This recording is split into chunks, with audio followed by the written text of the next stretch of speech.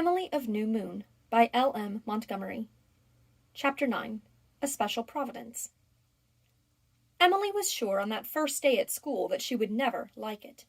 She must go, she knew, in order to get an education and be ready to earn her own living, but it would always be what Ellen Green solemnly called a cross. Consequently, Emily felt quite astonished when, after going to school a few days, it dawned upon her that she was liking it. To be sure, Miss Brownell did not improve on acquaintance, but the other girls no longer tormented her. Indeed, to her amazement, they seemed suddenly to forget all that had happened, and hailed her as one of themselves. She was admitted to the fellowship of the pack, and, although in some occasional tiff she got a dig about baby aprons and Murray pride, there was no more hostility, veiled or open. Besides, Emily was quite able to give digs herself, as she learned more about the girls and their weak points, and she could give them with such merciless lucidity and irony that the others soon learned not to provoke them. Chestnut Curls, whose name was Grace Wells, and the freckled one, whose name was Carrie King, and Jenny Strang became quite chummy with her, and Jenny sent chews of gum and tissue thumb papers across the aisle instead of giggles. Emily allowed them all to enter the outer court of her temple of friendship, but only Rhoda was admitted to the inner shrine. As for Ilse Burnley, she did not appear after that first day. Ilse, so Rhoda said, came to school or not, just as she liked. Her father never bothered about her. Emily always felt a certain hankering to know more of Ilse, but it did not seem likely to be gratified. Emily was insensibly becoming happy again. Already she felt as if she belonged to this old cradle of her family. She thought a great deal about the old Murrays. She liked to picture them revisiting the glimpses of New Moon. Great-grandmother rubbing up her candlesticks and making cheeses. Great-aunt Miriam stealing about looking for her lost treasure. Homesick Great-aunt Elizabeth stalking about in her bonnet. Captain George, the dashing, bronzed sea captain, coming home with the spotted shells of the Indies. Stephen, the beloved of all, smiling from its windows. Her own mother dreaming of father. They all seemed as real to her as if she had known them in life. She still had terrible hours when she was overwhelmed by grief for her father, and when all the splendors of New Moon could not stifle the longing for the shabby little house in the hollow where they had loved each other so. Then Emily fled to some secret corner and cried her heart out, emerging with red eyes that always seemed to annoy Aunt Elizabeth. Aunt Elizabeth had become used to having Emily at New Moon, but she had not drawn any nearer to the child. This hurt Emily always. But Aunt Laura and Cousin Jimmy loved her, and she had Saucy Sal and Rhoda. Fields creamy with clover, soft dark trees against amber skies, and the madcap music the wind woman made in the firs behind the barns when she blew straight up from the gulf. Her days became vivid and interesting, full of little pleasures and delights, like tiny, opening golden buds on the tree of life. If she could only have had her old yellow account book, or some equivalent, she could have been fully content. She missed it next to her father, and its enforced burning was something for which she held Aunt Elizabeth responsible, and for which she felt she could never wholly forgive her. It did not seem possible to get any substitute.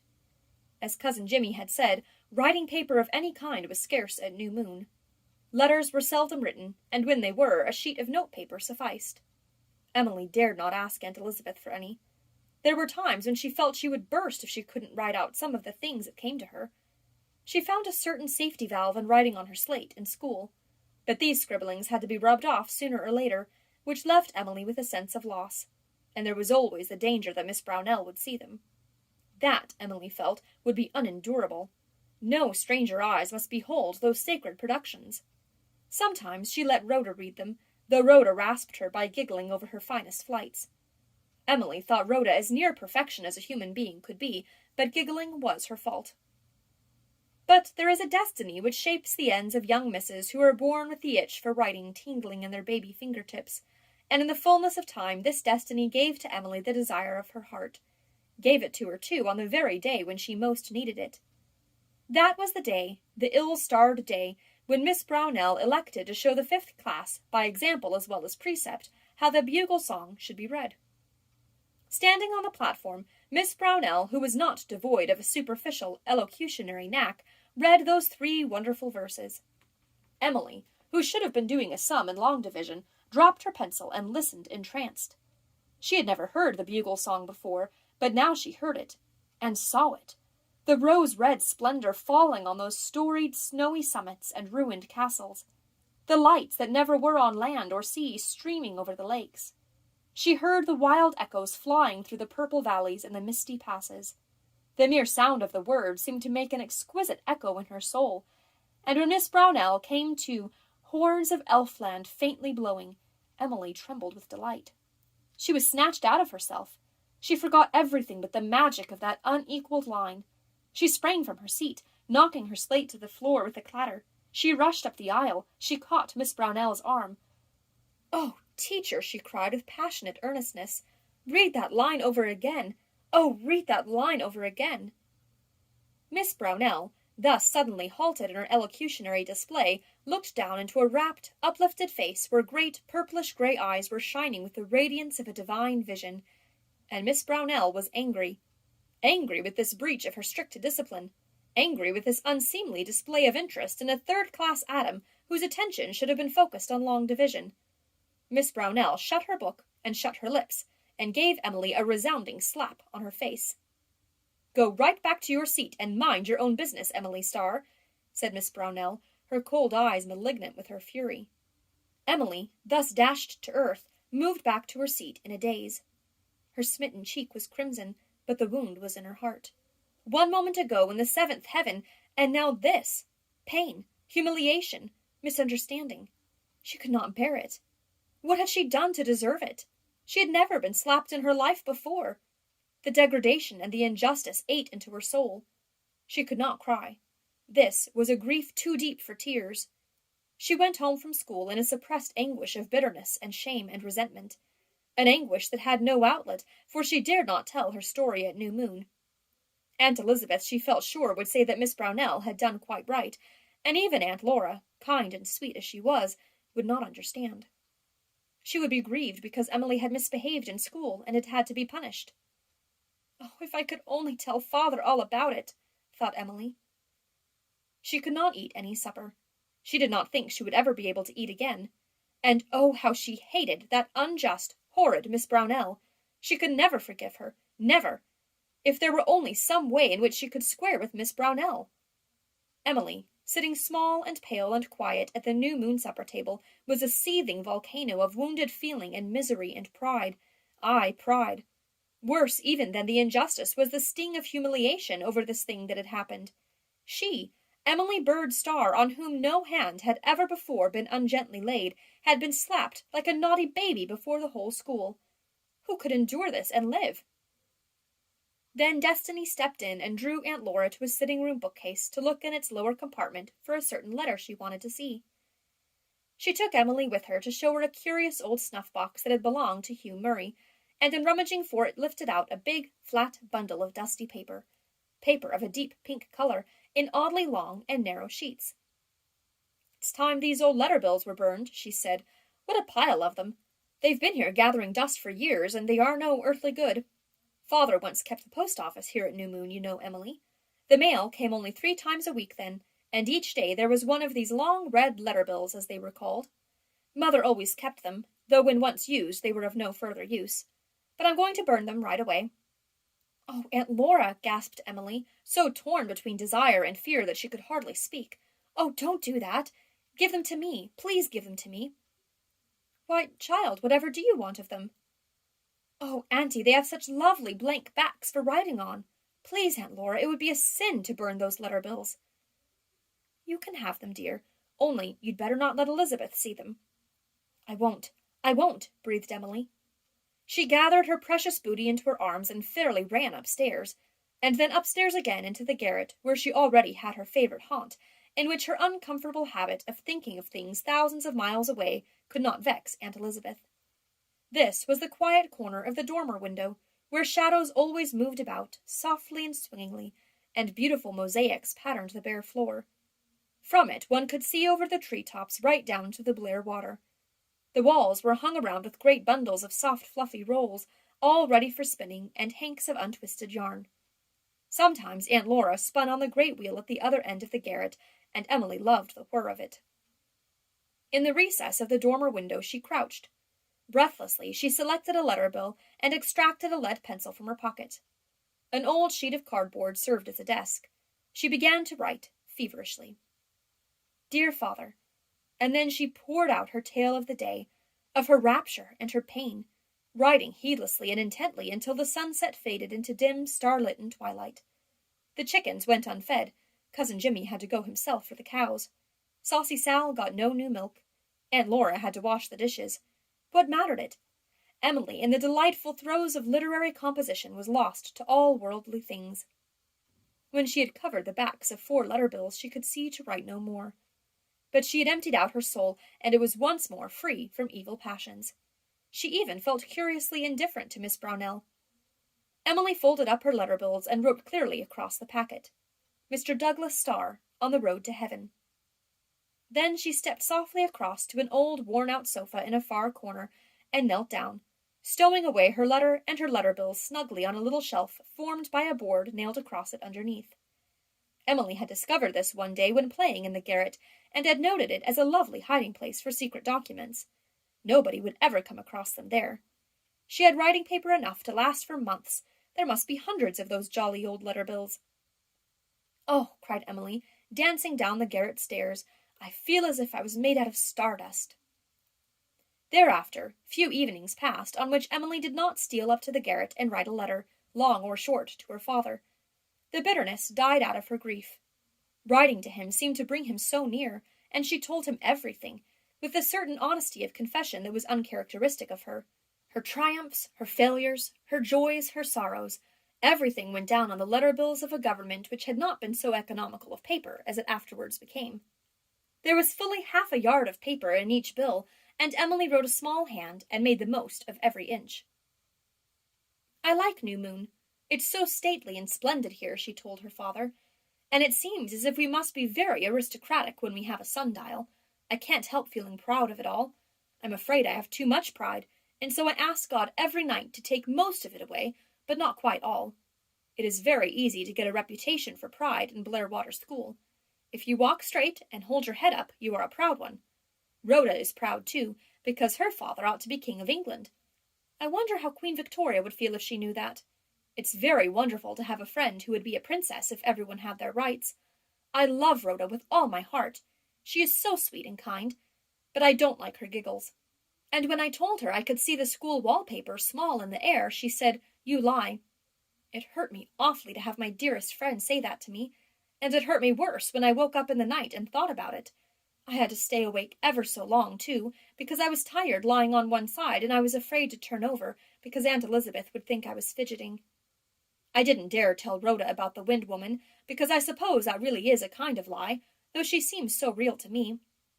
I hear her now, singing up on the roof around the big chimneys. I have no Emily in the glass here. The looking-glasses are all too high up in the rooms I've been in. I've never been in the lookout. It is always locked. It was Mother's room, and Cousin Jimmy says her father locked it up after she ran away with you, and Aunt Elizabeth keeps it locked still out of respect to his memory, though Cousin Jimmy says Aunt Elizabeth used to fight with her father something scandalous when he was alive, though no outsider knew of it because of the Murray pride. I feel that way myself. When Rhoda asked me if Aunt Elizabeth burned candles because she was old-fashioned, I answered haughtily, no, it was a Murray tradition. Cousin Jimmy has told me all the traditions of the Murrays. Saucy Sal is very well, and bosses the barns, but still she will not have kittens, and I can't understand it. I asked Aunt Elizabeth about it, and she said nice little girls didn't talk about such things, but I cannot see why kittens are improper. When Aunt Elizabeth is away, Aunt Laura and I smuggle Sal into the house, but when Aunt Elizabeth comes back I always feel guilty, and wish I hadn't. But the next time I do it again. I think that very strange. I never hear about dear Mike. I wrote Ellen Green and asked about him, and she replied and never mentioned Mike, but told me all about her rheumatism, as if I cared about her rheumatism. Rhoda is going to have a birthday party, and she's going to invite me. I am so excited. You know I never was to a party before. I think about it a great deal and picture it out. Rhoda is not going to invite all the girls, but only a favored few. I hope Aunt Elizabeth will let me wear my white dress and good hat. Oh, Father, I pinned that lovely picture of the lace ball dress up on the wall of Aunt Elizabeth's room, just like I had it at home, and Aunt Elizabeth took it down, and burned it, and scolded me for making pin marks in the paper. I said, Aunt Elizabeth, you should not have burned that picture. I wanted to have it when I grow up to have a dress made like it for balls. And Aunt Elizabeth said, "Do you expect to attend many balls, if I may ask?" And I said, "Yes, when I am rich and famous." And Aunt Elizabeth said, "Yes, when the moon is made of green cheese." I saw Dr. Burnley yesterday when he came over to buy some eggs from Aunt Elizabeth. I was disappointed, because he looks just like other people. I thought a man who didn't believe in God would look queer in some way. He did not swear either, and I was sorry, for I have never heard anyone swear, and I am very anxious to. He has big yellow eyes like Ilsa, and a loud voice, and Rhoda says when he gets mad, you can hear him yelling all over Blair Water. There is some mystery about Ilsa's mother which I cannot fathom. Dr. Burnley and Ilsa live alone. Rhoda says Dr. Burnley says he will have no devils of women in that house. That speech is wicked, but striking. Old Mrs. Sims goes over and cooks dinner and supper for them, and then vamooses, and they get their own breakfast. The doctor sweeps out the house now and then, and Ilsa never does anything but run wild. The doctor never smiles, so Rhoda says. He must be like King Henry II. I would like to get acquainted with Ilsa. She isn't as sweet as Rhoda, but I like her looks too. But she doesn't come to school much, and Rhoda says I mustn't have any chum but her, or she will cry her eyes out. Rhoda loves me as much as I love her. We are both going to pray that we may live together all our lives and die the same day. Aunt Elizabeth always puts up my school dinner for me. She won't give me anything but plain bread and butter, but she cuts good thick slices, and the butter is thick too, and never has the horrid taste Ellen Green's butter used to have. And Aunt Laura slips in a cookie or an apple turnover when Aunt Elizabeth's back is turned. Aunt Elizabeth says apple turnovers are not healthy for me. Why is it that the nicest things never are healthy, Father? Ellen Green used to say that too. My teacher's name is Miss Brownell. I don't like the cut of her jib. That is a nautical phrase that Cousin Jimmy uses. I know phrase is not spelled right, but there is no dictionary at New Moon, but that is the sound of it. She is too sarcastic, and she likes to make you ridiculous. Then she laughs at you in a disagreeable, snorting way. But I forgave her for slapping me, and I took a bouquet to her to school next day to make up. She received it very coldly, and let it fade on her desk. In a story she would have wept on my neck. I don't know whether it is any use forgiving people or not. Yes, it is. It makes you feel more comfortable yourself. You never had to wear baby aprons and sunbonnets because you were a boy, so you can't understand how I feel about it. And the aprons are made of such good stuff that they will never wear out, and it will be years before I grow out of them. But I have a white dress for church with a black silk sash and a white leghorn hat with black bows and black kid slippers, and I feel very elegant in them. I wish I could have a bang, but Aunt Elizabeth will not hear of it. Rhoda told me I had beautiful eyes. I wish she hadn't. I have always suspected my eyes were beautiful, but I was not sure. Now that I know they are, I'm afraid I'll always be wondering if people notice it. I have to go to bed at 8:30, and I don't like it. But I sit up in bed and look out of the window till it gets dark, so I get square with Aunt Elizabeth that way, and I listen to the sound the sea makes. I like it now, though it always makes me feel sorrowful. But it's a kind of a nice sorrow. I have to sleep with Aunt Elizabeth, and I don't like that either, because if I move ever so little, she says I fidget, but she admits that I don't kick, and she won't let me put the window up. She doesn't like fresh air or light in the house. The parlor is dark as a tomb. I went in one day and rolled up all the blinds, and Aunt Elizabeth was horrified and called me a little hussy and gave me the Murray look. You would suppose I had committed a crime. I felt so insulted that I came up to the garret and wrote a description of myself being drowned on a letter bill, and then I felt better. Aunt Elizabeth said I was never to go into the parlor again without permission, but I don't want to. I'm afraid of the parlor.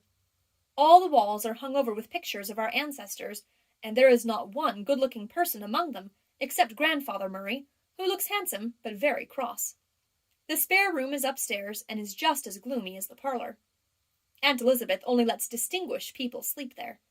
I like the kitchen in daytime, and the garret and the cookhouse and the sitting room and the hall because of the lovely red front door, and I love the dairy, but I don't like the other New Moon rooms. Oh, I forgot the cellar cupboard. I love to go down there and look at the beautiful rows of jam and jelly pots. Cousin Jimmy says it is a New Moon tradition that the jam pots must never be empty. What a lot of traditions New Moon has. It is a very spacious house, and the trees are lovely. I have named the 3 Lombardys at the garden gate the 3 princesses, and I have named the old summer house Emily's bower, and the big apple tree by the old orchard gate the praying tree, because it holds up its long boughs exactly as Mr. Dare holds up his arms in church when he prays. Aunt Elizabeth has given me the little right-hand top bureau drawer to keep my things in. Oh, father dear, I have made a great discovery. I wish I had made it when you were alive, for I think you'd have liked to know. I can write poetry. Perhaps I could have written it long ago if I'd tried, but after that first day in school I felt I was bound in honor to try, and it is so easy. There is a little curly black-covered book in Aunt Elizabeth's bookcase called Thompson's Seasons, and I decided I would write a poem on a season, and the first 3 lines are, "Now autumn comes ripe with the peach and pear. The sportsman horn is heard throughout the land, and the poor partridge fluttering falls dead." Of course there are no peaches in P.E. Island, and I never heard a sportsman horn here either, but you don't have to stick too close to facts in poetry. I filled a whole letter bill with it, and then I ran and read it to Aunt Laura. I thought she would be overjoyed to find she had a niece who could write poetry, but she took it very coolly and said it didn't sound much like poetry. "It's blank verse," I cried. "Very blank," said Aunt Elizabeth sarcastically, though I hadn't asked her opinion. "But I think I will write rhyming poetry after this, so that there will be no mistake about it, and I intend to be a poetess when I grow up and become famous. I hope also that I will be sylph-like. A poetess should be sylph-like. Cousin Jimmy makes poetry too. He has made over 1,000 pieces, but he never writes any down, but carries them in his head. I offered to give him some of my letter bills, for he is very kind to me, but he said he was too old to learn new habits. I haven't heard any of his poetry yet, because the spirit hasn't moved him, but I am very anxious to, and I am sorry they don't fatten the pigs till the fall. I like Cousin Jimmy more and more all the time, except when he takes his queer spells of looking and talking. Then he frightens me, but they never last long. I have read a good many of the books in the New Moon bookcase. A history of the Reformation in France, very religious and sad. A little fat book describing the months in England and the aforesaid Thompson seasons. I like to read them because they have so many pretty words in them, but I don't like the feel of them.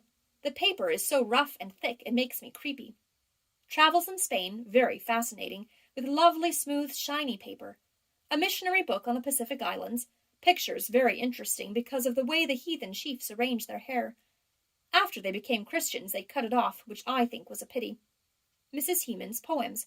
I am passionately fond of poetry, also of stories about desert islands. Rob Roy, a novel, but I only read a little of it when Aunt Elizabeth said I must stop because I must not read novels. Aunt Laura says to read it on the sly. I don't see why it wouldn't be all right to obey Aunt Laura, but I have a queer feeling about it, and I haven't yet. A lovely tiger book, full of pictures and stories of tigers that make me feel so nice and shivery. The Royal Road, also religious, but some fun in it, so very good for Sundays. Reuben and Grace, a story, but not a novel, because Reuben and Grace are brother and sister, and there is no getting married. Little Katy and Jolly Jim, same as above, but not so exciting and tragic. Nature's Mighty Wonders, which is good and improving. Alice in Wonderland, which is perfectly lovely, and the memoirs of Anzanetta B. Peters, who was converted at 7 and died at 12. When anybody asked for a question, she answered with the hymn verse. That is, after she was converted. Before that she spoke English. Aunt Elizabeth told me I ought to try to be like Anzanetta. I think I might be an Alice under more favorable circumstances, but I am sure I can never be as good as Anzanetta was, and I don't believe I want to be, because she never had any fun. She got sick as soon as she was converted and suffered agonies for years. Besides, I am sure that if I talked hymns to people it would excite ridicule. I tried it once. Aunt Laura asked me the other day if I would like blue stripes better than red in my next winter's stockings, and I answered just as Anzanetta did when asked a similar question, only different, about a sack. Jesus, thy blood and righteousness, my beauty are, my glorious dress. And Aunt Laura said was I crazy, and Aunt Elizabeth said I was irreverent. So I know it wouldn't work. Besides, Anzanetta couldn't eat anything for years, having ulcers in her stomach, and I am pretty fond of good eating. Old Mr. Wales on the Dairy Pond Road is dying of cancer. Jenny Strang says his wife has her mourning all ready. I wrote a biography of Saucy Sal today, and a description of the road in Lofty John's bush. I will pin them to this letter so you can read them too. Good night, my beloved father. Your most obedient, humble servant, Emily B. Starr. P.S. I think Aunt Laura loves me. I like to be loved, father dear. E.B.S.